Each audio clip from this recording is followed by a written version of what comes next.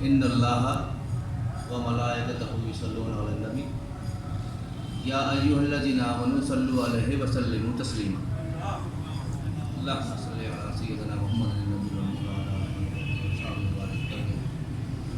اللہ تبارک و تعالیٰ کو جب نماز فرض کرنا مقصود ہوا، فرمایا نماز قائم کرو، اس میں قیام کرو، رکوع کرو، سجدہ کرو۔ یہ 4 باتیں بتائیں قرآن میں۔ قیام کیسے کرنا ہے، کتنا کرنا ہے، کیا پڑھنا ہے، کون بتائے گا؟ کون بتائے گا؟ کہا یہ بتائیں گے رحمت للعالمین، ان سے پوچھئے، طریقہ ہم نہیں بتائیں گے، طریقہ جو یہ بتائیں گے بس وہی ہوگا۔ نماز قائم کرو، 4 چیزیں بتائیں قرآن کے اندر۔ قیام کرنا ہے، رکوع کرنا ہے، سجدہ کرنا ہے، قیام کتنا کرنا ہے، قیام میں کیا پڑھنا ہے، کون بتائے گا؟ رابطہ کریں رحمت للعالمین کی ذات اقدس سے۔ کہا رکوع کرو، رکوع کیسے کرنا ہے، کتنا کرنا ہے، اس میں کیا پڑھنا ہے، کتنا پڑھنا ہے، کون بتائے گا؟ رحمت للعالمین۔ بس جیسے یہ بتا دیں، جتنا بتا دیں اتنا پڑھ لیں۔ کہا رکوع کرو، کیسے کرنا ہے، کتنا کرنا ہے، کیا پڑھنا ہے، یہ بتائیں۔ بس جیسے آپ بتا دیں گے ویسے ہو جائے گا۔ ایسے ہی ہے۔ اگر کوئی مسلمان کہے نہیں میں تو دوسرے طریقے سے پڑھوں گا تو نماز ہو جائے گی؟ نہیں ہوگی۔ آقا علیہ الصلوۃ والسلام کے بتائے ہوئے طریقے سے نماز ہوگی۔ ایسے ہی کہا زکوٰۃ دو، اس کا تو بتا دیا۔ کہا روزہ رکھو، اس کی ڈیٹیل بتا دی۔ حج کے کچھ بتا دیے، کچھ آپ پر چھوڑ دیے، آپ کو اختیار دے دیے۔ ایسے ہی ہے۔ پھر اللہ تعالیٰ نے اپنا ایک سیکرٹ ہم پہ ظاہر کر دیا، مسلمانوں پر نہیں، ایمان والوں پر۔ مسلمان علامہ صاحب، مفتی صاحب آگے بیٹھو۔ کوئی کسی بات کی تصدیق کی ضرورت پڑ جاتی ہے، کچھ میں بھول جاتا ہوں، سامنے بیٹھ۔ اور کوئی عالم ہے تو وہ بھی آگے بیٹھ جائے۔ اب اللہ تبارک و تعالیٰ نے ایک سیکرٹ بتا دیا کنہیں؟ اہل ایمان کو۔ کہا ایسا ہے، چونکہ آپ میرے رحمت للعالمین کی امت ہو، ان کے چاہنے والے ہو، ان کے عاشق ہو، تو میں تمہیں اپنا ایک سیکرٹ بتا دیتا ہوں۔ کیا؟ ان اللہ، میں اللہ اور میرے تمام فرشتے۔ بات کو یہیں روکتا ہوں اور میں سوال کرتا ہوں، حزب اللہ میں کون کون شامل ہونا چاہتا ہے؟ اللہ کے گروہ میں۔ مفتی صاحب، حزب اللہ کا معنی اللہ کا گروہ، اللہ کی جماعت۔ اللہ کی جماعت میں کون کون شامل ہونا چاہتا ہے؟ ہاتھ اونچا کریں۔ کوئی سیاسی تنظیم نہیں ہے، اللہ کی جماعت۔ اللہ نے اپنی جماعت، اپنے گروہ کی پہچان بتا دی۔ فرمایا میں اللہ اور میرے تمام فرشتے آقا علیہ الصلوۃ والسلام کی ذات اقدس پر درود پڑھتے ہیں۔ کس پر پڑھتے ہیں؟ آپ کی ذات اقدس پر۔ یہ نقطہ ہے، بات سادات سے شروع ہوئی تھی، آیت میں نے یہ پڑھ دی، سادات کا ذکر ہی نہیں ہے اس آیت میں۔ اس آیت میں بظاہر سادات کا، سید کا ذکر نہیں ہے، لیکن میں نے تمہیداً نماز کے بارے میں بیان کر دیا کہ نماز کیسے پڑھنی ہے، کتنی پڑھنی ہے، رکوع کیسے کرنا ہے، سجدہ کیسے کرنا ہے، قیام کیسے کرنا ہے، جیسے آقا بتائیں گے ویسے کرنا ہے۔ اللہ نے بتایا، فرمایا کہ میں اللہ اور میرے تمام فرشتے آقا علیہ الصلوۃ والسلام کی ذات اقدس پر درود پڑھتے ہیں۔ ذات اقدس پر، آپ کی ذات پر۔ اور آگے فرمائے اے ایمان والو تم بھی درود اور سلام پڑھتے رہنا۔ درود کیسے پڑھنا ہے یہ کون بتائے گا؟ یہ تو بتایا نہیں قرآن میں۔ جیسے قرآن کی نماز کی ڈیٹیل تفصیلات نہیں بتائیں، کہا یہ بتائیں گے، ویسے ہی درود کے بارے میں اللہ نے کچھ نہیں بتایا پورے قرآن کے اندر کہ درود کیسے پڑھنا ہے اور کتنا پڑھنا ہے۔ حضور درود کیسے پڑھنا ہے؟ آپ نے فرمایا اللہم صلی علی محمد وعلی آل محمد.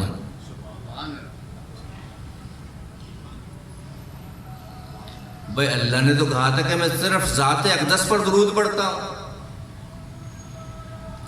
آپ نے اپنی ذات اقدس کی تفصیل بتائی کہ میری ذات صرف یہ نہیں ہے جو نظر آ رہی ہے، آل محمد بھی اس ذات میں شامل ہے. یہ میری ذات سے جدا نہیں ہے، میری ذات کا حصہ ہیں. انہیں میری ذات سے الگ یا جدا نہ سمجھا جائے، نہ لکھا جائے، نہ پڑھا جائے، نہ جانا جائے. اللہ نے تو فرمایا تھا اللہم صرف ذات اقدس پر درود پڑھنا، تو درود صرف اتنا ہونا چاہیے تھا اللہم صلی علی محمد. درود ہو گیا ذات پر. اللہ نے کہا تھا ذات پر درود پڑھتا ہوں میں، اور اے ایمان والو تم بھی پڑھتے رہنا. آقا سے پوچھا آقا درود کیسے پڑھیں؟ آپ نے فرمایا اللہم صلی علی محمد وعلی آل محمد. آل کو نکال کے درود پڑھو صرف اتنا اللہم صلی علی محمد، کیا درود ہو جائے گا؟ نہیں ہوگا. اب ان مسئلہ یہ آ گیا کہ آل محمد میں کون شامل ہے؟ کیا بے عمل سادات بھی اس کے اندر شامل ہیں جو آج کل نظر آتے ہیں نام نہاد؟ نقطہ یہ آ گیا نا جی. اب ان کو کیسے نکالیں گے؟ ابھی ایک سوال آیا تھا میرے پاس پچھلے سال، کہنے لگے آپ لوگ یہودیوں کو درود پڑھتے ہو، ابراہیمہ والا آل ابراہیمہ. آل ابراہیم میں صرف وہ اسماعیل علیہ السلام کی اولاد تو نہیں ہے، اسحاق علیہ السلام کی اولاد بھی تو ہے، وہ بھی تو ابراہیم علیہ السلام کی اولاد ہے. ان کی تفصیل نہیں ملتی، ان میں کتنے کہاں تک دین حنیف پر کاربند رہے اور کہاں سے وہ ڈسکنیکٹ ہو گئے، کوئی ڈیٹیل نہیں ملے گی آپ کو. تو آل ابراہیم میں وہ بھی شامل ہے. میں نے کہا نہیں، ہم یہودیوں پر درود نہیں پڑھتے. کہنے کے ثابت کر رہے ہیں. میں نے کہا کر دیا، قرآن سے ہی کریں گے، قرآن سے ہی کریں گے. لیکن کیسے؟ میں نے کہا سورہ نوح میں چلے جائیں. مجھے سورہ نوح سے پتہ چلا کہ نبی کی اولاد ہونا کوئی بڑی بات نہیں ہے.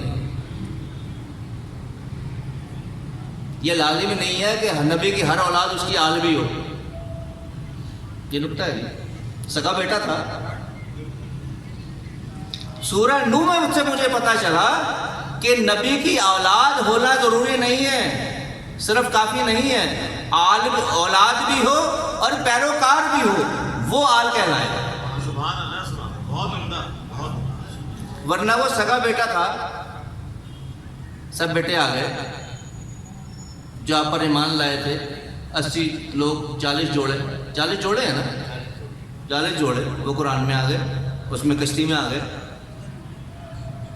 سگا بیٹا نہیں آیا. سمجھایا، اللہ کہ بیٹا آ جا، سب ڈوبے گا. اللہ کہ ابا میں پہاڑ پہ چڑھ جاؤں گا. ایسے ہی ہے نا، اللہ بیٹا پہاڑ ڈوبے گا.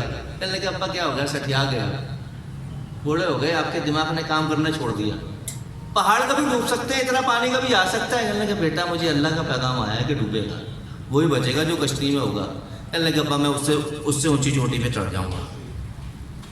آپ تو جانتے تھے.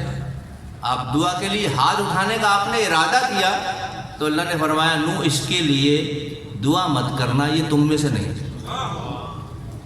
سگا بیٹا ہے،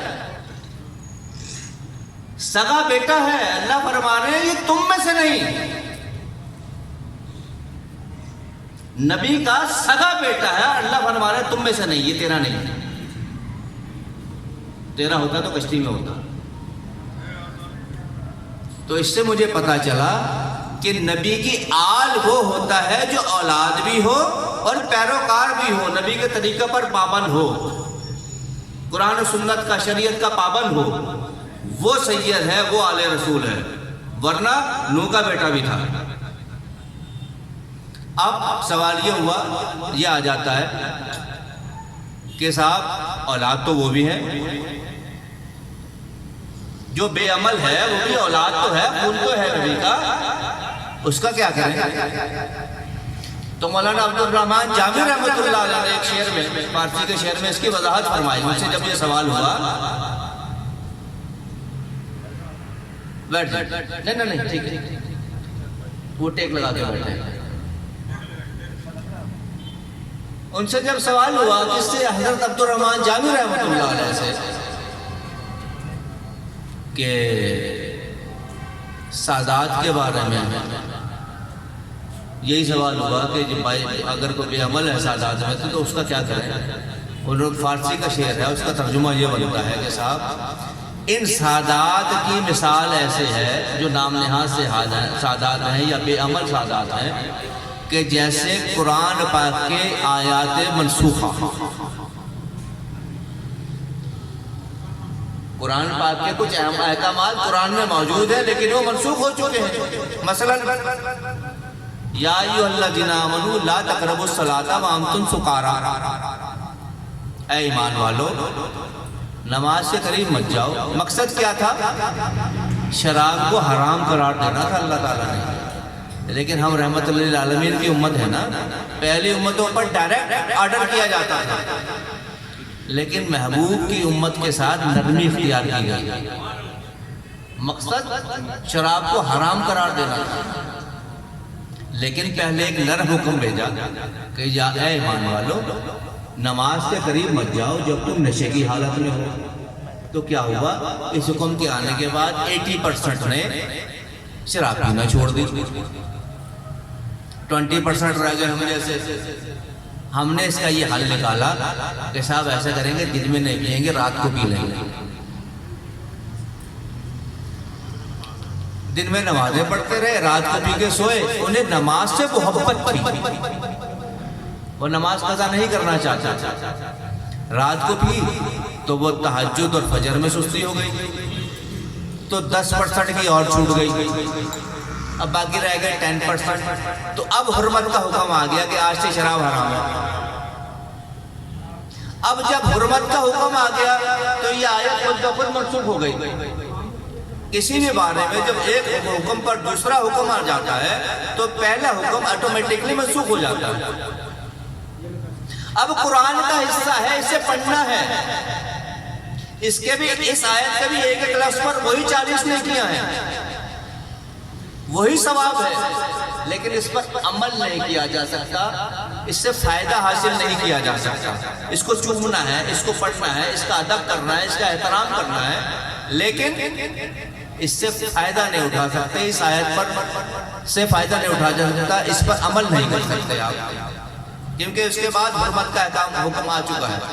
اسی طرح یہ نام نہاد شہاد ہیں، سادات ہے. سادات بیٹھے ہوئے تھے، یہ بھائی صاحب آگئے، یہ موجود تھے، سعید بھائی آگئے، یہ موجود تھے اس محفل میں.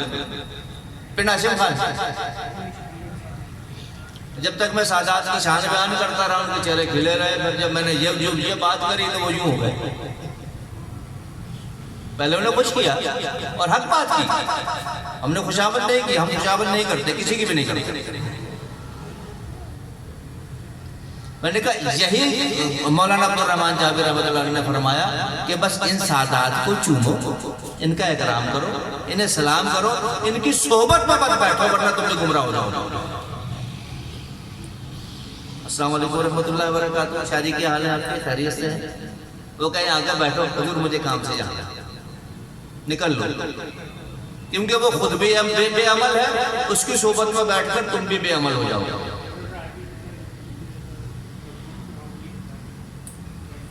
تو بے عمل پیر ہو، بے عمل سید ہو، بے عمل گدی نشین ہو، بے عمل سجادہ نشین ہو، اسے سلام کرو اور گزر جاؤ، اس کی صحبت میں مت بیٹھو. ہاں جو سجادگان اپنے اسلاف کے طریقے پر چل رہے ہیں ان کا اکرام کرو، ان کی صحبت میں بیٹھو، ان سے فیض حاصل کرو.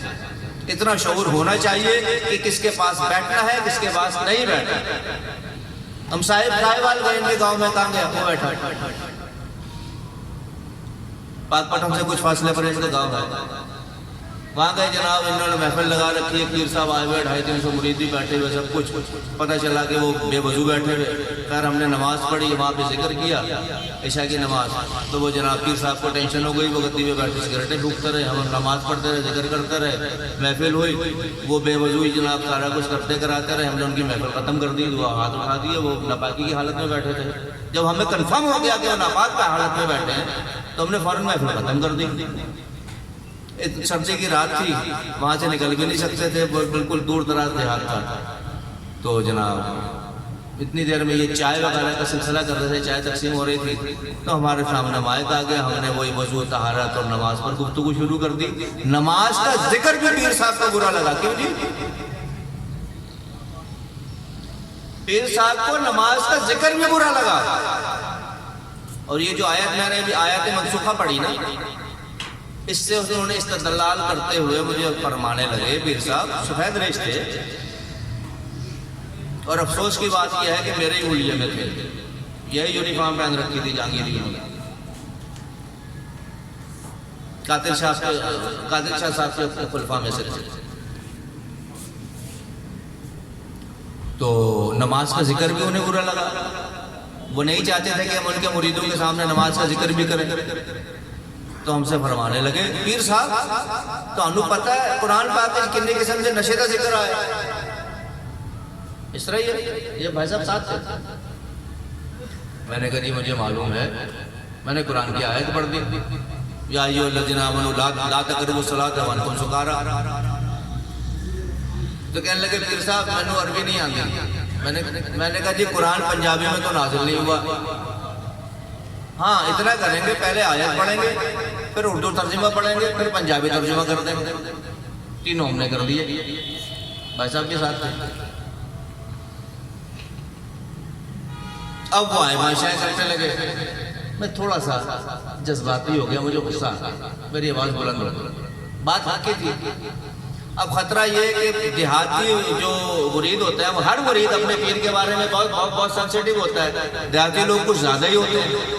ابھی نہیں یہ خطرہ ہوا کہ مجھ پر حملہ نہ ہو جائے، ہم وہاں مہمان تھے، نوجوان ہم 5-7 لوگ ہم تھے تو گاڑیوں میں، 2-2:30 بجے کا رات کا ٹائم تھا۔ اب یہ بار بار مجھے کبھی میجر علی خان صاحب کو بھیجیں، کبھی مدر ہاشمی کو بھیجیں، وہ مجھے اٹھانے لگے۔ میں نے کہا ساری عمر لنگر کھایا، آج وہ حلال کرنے کا وقت آیا۔ اب یہ جہاد شروع ہے، اب جہاد شروع ہے۔ ہم یہاں نہ آتے یہ سب کچھ ہوتا رہتا، ہماری ذمہ داری نہیں تھی۔ اب ہمارے سامنے آ رہا یہ سب ہو رہا ہے، تو اب یہ جہاد ہے، یہ اس کا حکم ہے، جہاد شروع ہے۔ مختصر یہ ہے کہ ہم نے بالآخر زبان ہماری بلند ہو گئی، ہم نے کہا پیر صاحب یہ فرمائیے کہ یہ جو 250-300 بیوقوف بیٹھے ہیں، ایسے ہی کہا انہیں نماز پڑھنی چاہیے یا نہیں؟ جب تیسری مرتبہ یہی بات ہم نے کی تو پیر صاحب جلال میں آئے، فرمانے لگے نہیں۔ میں انہوں نے کہہ دیتا، میں نے انہیں کہہ دیا کہ یہ مجھ سے محبت کریں، میں انہیں جنت میں لے جاؤں گا۔ اب اس سے بڑا کفر اور کوئی ہو نہیں سکتا تھا۔ یہی کہا، لفظ بلفظ بیان کر رہا۔ میں اسی وقت کھڑا ہوا، میں نے کہا سب سن لو، یہ تمہارا پیر، پنجابی میں کہا تھا، میں اردو کر رہا ہوں آپ لوگوں کے آسانی کے لیے، ہمیں تھوڑی بہت پنجابی بھی آتی ہے۔ جن سے محبت ہوتی ہے ان کی زبان آ جاتی ہے۔ ہمارے بابا جی کو ان سے محبت تھی، ہم تھوڑی بات ہزارے کی زبان بھی بول لیتے ہیں، تھوڑی بہت پنجابی بھی بول لیتے ہیں، ٹوٹی پھوٹی ان سے پشتوں میں بھی سوال جواب کر لیتے ہیں۔ میں کھڑا ہوا، میں نے کہا صاحب سن لو، یہ تمہارا پیر لعنتی، ملعون اور مردود شخص ہے، یہی الفاظ تھے۔ یہ خود بھی جہنم میں جائے گا، تمہیں بھی جہنم میں لے جائے گا، اسے چھوڑ دو۔ اب یہ سب میرے پیچھے آ کے کھڑے ہو گئے، مجھے اپنے جلوں میں لے لیا۔ ہم پاک پٹن سے دیوان صاحب کے ساتھ لنگر کر کے، ان کے کمرے میں میں نے وضو کیا، لنگر کر کے وہاں سے آئے تھے، تو ہمارے تمام بزرگ ہمارے ساتھ تھے، ورنہ ہمارے کیا مجال کے اتنے بڑے مجمع کو چیلنج کر دیں۔ جان ہر ایک کو پیاری ہوتی ہے، اور ہم تو مسافر تھے، ہم وہاں جہاد کرنے تھوڑی گئے تھے تیاری کر کے، ہم تو مسافر تھے۔ اب یہ سب میرے پیچھے آ گئے، لیکن ہوا کیا؟ بجائے اس کے کہ مجھ پہ حملہ ہو جاتا یا یہاں غلبہ ہو جاتا، وہاں پن ڈراپ سائلنٹ ہو گیا، سوئی گرے تو آواز آ گئی، سناٹا چھا گیا، سکوت چھا گیا، میں جو جہاں تھا وہی ساکت ہو گیا۔ بھائی صاحب میرے پیچھے سے آئے کہنے لگے آپ نے حق ادا کر دیا، اب چل چل چل۔ میں نے کہا اب تو کام شروع ہوا۔ سامنے ایک کمرہ تھا، مجھے نہیں معلوم کس کا تھا، میں نے کہا یہ کمرہ کھلوا دیں اور اس کے دروازے کھول دیں، میں یہاں بیٹھا ہوں۔ کہنے لگے کیوں؟ میں نے کہا اب جو باشعور لوگ ہیں نا، میری بات ان کی سمجھ میں آئے گی، وہ جاننے کے لیے آئیں گے۔ ہمیں فجر میں نکلنا تھا، ہم بمشکل سے 11 ساڑھے 11 بجے وہاں سے نکلے۔ لوگ جو آنے شروع ہو گئے، جب انہیں ذرا سمجھ آئی نا بات کی کہ کیا ہوا، پہلے تو کچھ لوگ سمجھے کہ شاید ہمارے پیر کی شان میں گستاخی کر دی، پھر انہوں نے ڈسکشن کی کہ بات تو حق کی ہے، انہوں نے نماز تو فرض ہے، پر وہ آنا شروع ہوئے مرد و زن سب۔ ہم نے داتا صاحب جمعہ پڑھنا تھا 11:30 بجے قریب، بمشکل وہاں سے اجازت دی اور وعدہ کر کے نکلے گئے دوبارہ آئیں گے، علماء کی جماعت ساتھ لائیں گے، یہاں پہ پہلے جلسہ ہوگا، بعد میں محفل ہوگا۔ اب ہم 3 سال سے ہر سال یہ وہاں بھائی لوگ انتظام کرتے ہیں، یہ یوسف بھائی دربار کے خادم جو ہیں، ہر سال وہاں پر ان کے گاؤں میں محفل ہوتی ہے اور پہلے بیانات ہوتے ہیں، ساتھ ساتھ محفل بھی ہوتی رہتی ہے۔ ابھی تک سما نہیں کی، کیونکہ سما بعد میں ہے، پہلے شریعت ہے پھر طریقت ہے۔ پہلے شریعت کا شعور تو پیدا کیا جائے۔ اب نماز ہی نہیں پڑھی، اب اعلان کر دیا جاتا ہے صاحب بعد میں نماز عشاء محفل سما ہوگی۔ اپنے بزرگوں کو یہ دیکھا، اپنے اسلاف کو، کہ جس جگہ پر محفل کا اعلان کیا وہیں پر جماعت ہوتی ہے، وہیں پر ذکر ہوتا ہے، اور جماعت اور ذکر کے بعد پھر محفل ہوتی ہے۔ آئے گدی پہ بیٹھے، قوالی شروع ہو گئی، بھائی کسی نے نماز بھی پڑھی یا نہیں پڑھی، وضو ہے یا نہیں ہے؟ جب بازار میں کریں گے تو کوئی بھی آگے بیٹھ جائے گا۔ ہمارے بزرگوں نے بازار میں محفلیں نہیں کی، اگر کر رہے ہیں تو غلط کر رہے ہیں، یہ ہمارے اسلاف کا طریقہ نہیں ہے۔ میں مرزا خلیل شریف تک حاضری دے کر آیا حضرت شاہ جہانگیر رحمۃ اللہ علیہ کے دربار پر 2 مرتبہ، 2011 میں تو میں اکیلا تھا، 2013 میں نایاب صاحب بھی میرے ساتھ تھے سفر۔ میں نے سیکھنے کے لیے سفر کیا اور میں کرتا ہوں، ہر 2-3 مہینے کے بعد سفر میں نکلتا ہوں، کیونکہ اللہ تعالیٰ نے حکم دیا ہے کہ سیر کرو، میری زمین کو دیکھو۔ جب گھر سے نکلتے ہیں تو ہر سفر میں کچھ نہ کچھ نئی چیز نظر آتی ہے، اللہ تعالیٰ کی نشانیاں نظر آتی ہیں۔ تو بے عمل شخص کی صحبت میں مت بیٹھو، وہ کتنا ہی بڑا سجادہ نشین ہو، کتنا بڑے گدی نشین ہو، کتنا بڑا سید کی اولاد ہو، بڑے تھے نا تو کیا ہے؟ لفظ لکھا دیا سجادہ نشین، لفظ سجادہ کے معنی بھی معلوم نہیں ہے۔ 90% سجادہ نشینوں کو لفظ سجادہ کے معنی معلوم نہیں ہے کہ سجادہ کہتے کسے۔ وجہ یہ ہے کہ وہ سجادے پہ کھڑے نہیں ہوتے، وہ تو گدی پہ بیٹھتے ہیں۔ سجادہ اس کپڑے کے ٹکڑے کو کہتے ہیں جس پر سجدے کیے جاتے ہیں۔ مرشد نے جب دنیا سے پردہ فرمایا تو آپ کو اپنے مصلی پر، اپنے سجادے پر کھڑا کر گئے کہ ہو سکے تو اس کا حق ادا کرنا۔ وہ ہوتا ہے سجادہ نشین جو اس کا حق ادا کرے۔ واضح ڈیفینیشن ہے، دوبارہ فرمائیں جناب، دوبارہ فرمائیں کہ یہ سجدہ کیا ہے، یہ تمہارے حوالے۔ مرشد جس جا نماز پر، جس مصلی پر نمازیں پڑھتے رہے، عبادت کرتے رہے، تو جسے وہ اہل سمجھتے ہیں لازمی نہیں ہے کہ بیٹا ہی ہو، یہ بھی لازمی نہیں ہے کہ بیٹا ہو، یہ وراثت نہیں ہے۔ بابا جی فرماتے تھے ہمارے کہ بیٹا جو کرے گا وہ لے گا۔ حضرت خواجہ معین الدین چشتی اجمیری رحمۃ اللہ علیہ، کیا آپ کے بیٹے نہیں تھے؟ یقیناً تھے، آج تک ان کی حال چلی آ رہی ہے، اب تو ہزاروں میں ہو گیا خاندان، 1000 برس ہو گئے۔ وہاں پہ سجادگی کے لیے ہر سال الیکشن ہوتا ہے، سلیکٹ کیا جاتا ہے سجادہ 1 سال کے لیے۔ تھے نا بیٹے، تو سجادہ کسے دیا؟ ایک 16-17 سال کے لڑکے کو، اور دلی بھیج دیا ولایت دے کر۔ حضرت مختیار کاکی رحمۃ اللہ علیہ، اہل تھا وہ لڑکا، نوجوان لڑکا، ابھی رواں آیا تھا، لوگوں نے اعتراض بھی کیا. ایک صاحب نے تو خواجہ صاحب کے پیر بھائی تھے شیخ نجم الدین حاسد کے نام سے مشہور ہوئے. ان کا نام بھی نجم الدین ہے. آپ نے دلی کی ولایت دے کر بھیج دیا. آپ کے تصرف سے ہزاروں میں ہو گئے. بادشاہ شمس الدین التمش اور اس کی کابینہ ساری آپ کی مرید ہو گئی. یہ خواجہ صاحب کے پیر بھائی تھے شیخ صاحب, یہ بھی خلیفہ تھے. یہ خواجہ صاحب کے پیر بھائی تھے. حضرت خواجہ عثمان ہارون رحمۃ اللہ علیہ کے خلیفہ بھی تھے, لیکن اہل نہیں دوسرے. وہ شیخ نجم الدین حاسد کے نام سے مشہور ہوئے. اب وہ بھتیجے سے حسد کرنے لگے کہ حق تو میرا تھا, دلی کی ولایت میرے پاس ہوتی. یہ معین الدین نے کیا کیا, اس لڑکے کو بھیج دیا. یہ میرے سامنے مسند پہ بیٹھتا ہے, یہ تو کل کا بچہ ہے, یہ تو کل کا بچہ ہے. اس میں اہلیت تھی, اسے مل گیا. بھائی وہ سعید صاحب کل اختر بھائی سے حصہ مانگ رہے تھے, تو حصہ اس سے مانگ, اس سے لے جس نے اختر کو دیا. اختر سے کیا مانگتا ہے, انہیں ان کا حصہ دے دو.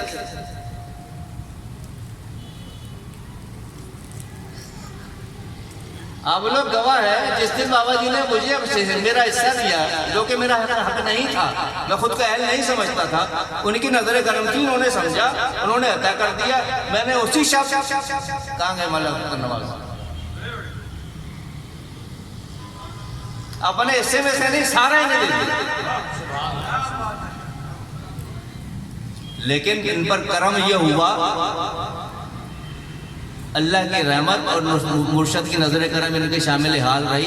انہوں نے اس حصے کی حفاظت کی. حصہ لے لینا بڑی بات نہیں ہے, اس کی حفاظت کرنا بڑی بات ہے. اس نے حفاظت کی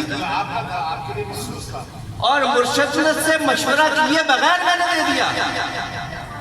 بابا جی کو میں نے صبح بتایا, میں نے کہا میں نے یہ حرکت کر دی. خاموش ہو گئے, کچھ نہیں فرمایا.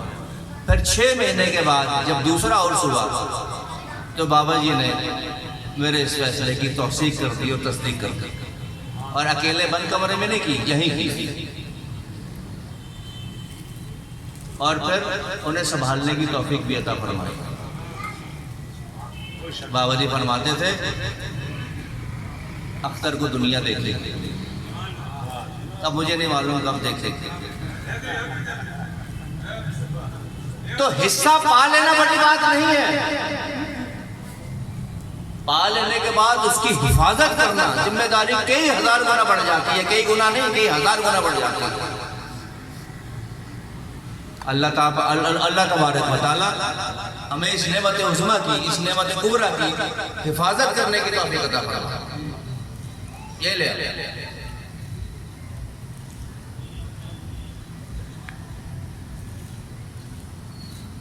تو یہ اولاد کا حق نہیں ہے.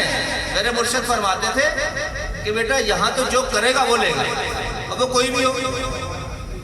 کہ پھر کیا مختار کاکی رحمۃ اللہ علیہ کے بیٹے نہیں تھے, انہوں نے سجادی کسے دی, بابا صاحب کو.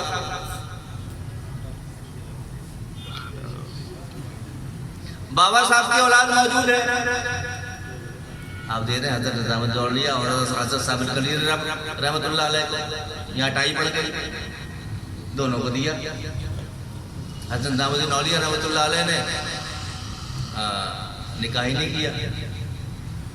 آپ نے اپنے بھانجے کو, بھانجے ہے نا, بھانجے کو عطا فرمایا. تو جو کرے گا وہ لے گا.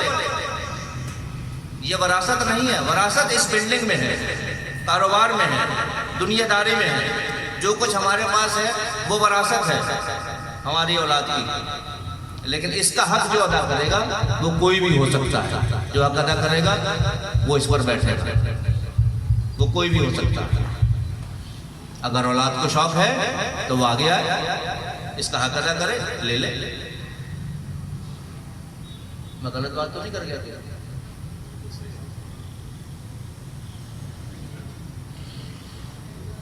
اگر کوئی بات غلط لگے تو ابھی بتائیں. یہ وراثت نہیں ہے کہ بیٹا یہ وہ اہل ہے یا نہیں ہے، بیٹا ہی ہوگا۔ کیوں ہوگا بھائی؟ تم بیٹے تھے کیا؟ تمہیں جو مرشد نے نعمت دی تو ان کے بیٹے تھے کیا؟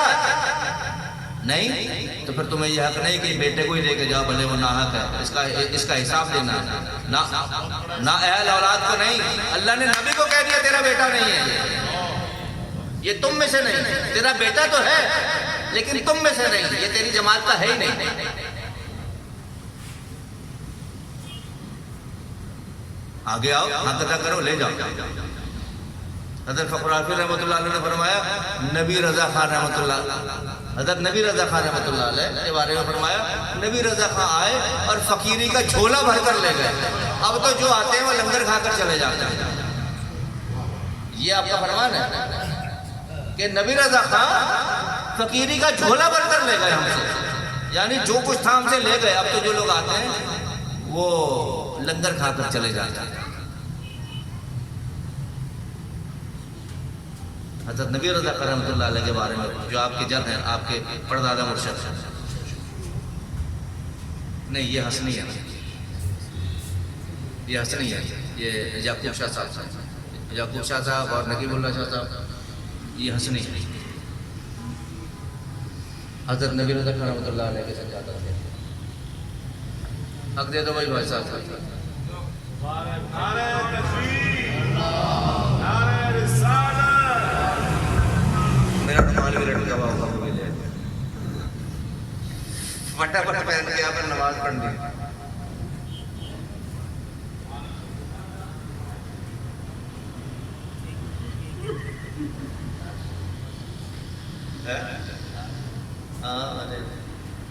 اب شلنگ ہو گئی سپر کی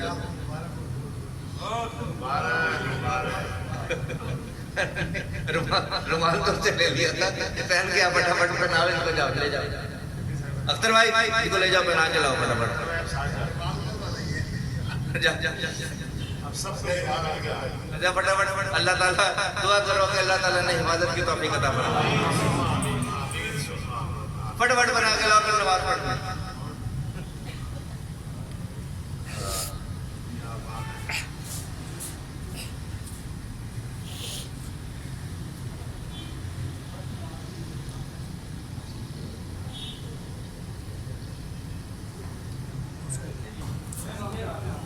ہم تو ہاتھ چوم اٹھے، بس آئے ہاتھ چومے، سلام دعا کی، ابا جی تھے بس ہماری نظر میں، ابا جی تھے، وہ تو پھر اللہ نے ظاہر کیا کہ تمہارے ابا جی کیا تھا، کہ جنگل میں منگل کیا۔ آج ان کا چرچا ہے، اجمیر شریف تک دربار جہانگیری کراچی کا چرچا ہے۔ اجمیر شریف، پاک مدینہ شریف سب آئے ہیں، اجمیر شریف سے زیادہ شریف بھی آئے ہیں، اور اپنا ماشاءاللہ آپ نایاب جہانگیر سے اپنی شرکت رکھتے ہیں خود سے، تو وہ تو دیکھے، انہوں نے تو دیکھا اپنی آنکھوں سے۔ دیوان صاحب بھی آتے ہیں، سرور چشتی صاحب بھی آتے ہیں، اور پھر جماعت علی شاہ صاحب کے یہاں سے بھی آتے ہیں، ہر جگہ سے ماشاءاللہ سے نکل۔ 1001 خلافتیں میرے پاس لکھی ہوئی رکھی ہیں، مجھے ان پر فخر نہیں ہے، مجھے فخر اس بات پر ہے کہ میرے مرشد نے مجھے چھوڑا۔ 1001 خلافتیں اس ٹائم کے ساتھ لکھی گئی، اجمیر شریف سے بھی اور درگاہ پاک سے بھی، بغداد شریف سے بھی۔ ہمیں جی جی جی جی جی جی